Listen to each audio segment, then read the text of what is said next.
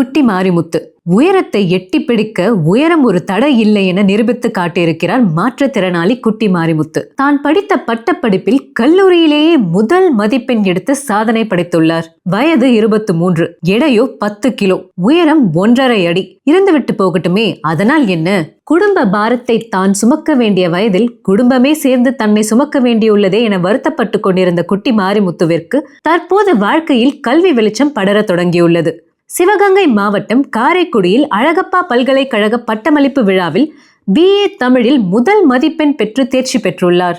உயரம் தன்னை கைவிட்டாலும் கல்வி தன்னை கைவிடாது என திடமாக நம்பும் இவர் குட்டி மாரிமுத்து என்னும் பெயரில் யூடியூப் சேனல் நடத்தி வருகிறார். மேலும் அமைச்சர் மற்றும் மாவட்ட ஆட்சியரிடம் வேலை வேண்டி மனு கொடுத்துள்ளார்.